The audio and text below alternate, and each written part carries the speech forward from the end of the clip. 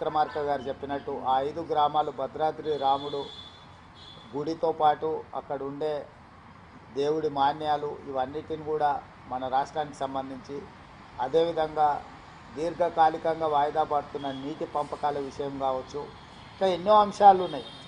వాటన్నిటిని చర్చించుకొని ముందుకెళ్ళాలనుకుంటున్నాం.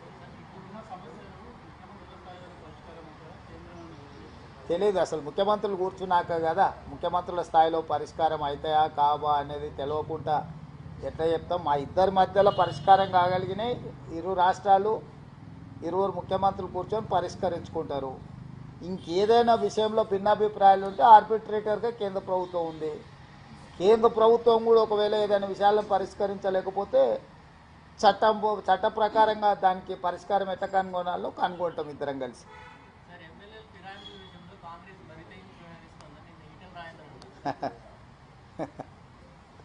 ఇక ఏం మాట్లాడతాం?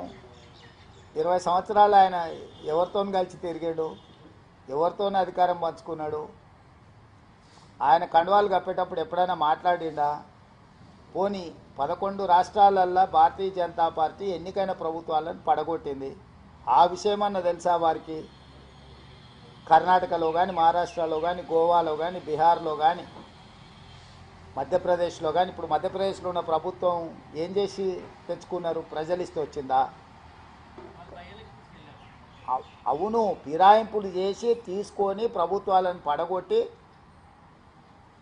ఇవాళ మహారాష్ట్రలో వాళ్ళు చేసిన పనికి ప్రజలు ఏం తీర్పిచ్చిందో ఉంది కదా కళ్ళ ముందల. అంతగా కేసీఆర్ పట్ల వీరికి సానుభూతి ఏంది? కేసీఆర్ మీద ఇంకా ప్రేమ తగ్గనట్టు ఉంది.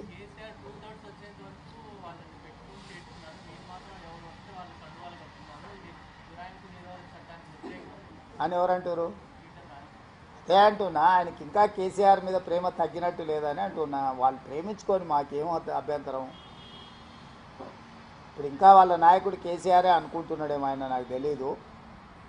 కాబట్టి గతంలో జరిగిన విషయాలను, గతంలో చేసిన పాపాలను, అప్పుడు సహకరించిన విధానం, వాటిని చూసినప్పుడు మేము చాలా ప్రజాస్వామికబద్ధంగా వ్యవహరిస్తున్నాం. ఎవ్వరు ఎలాంటి బాధపడాల్సిన అవసరం లేదు. ప్రజలకు మేలు జరగడానికి ఏం చేయాలనో ఆ ప్రయత్నాలన్నీ కాంగ్రెస్ పార్టీ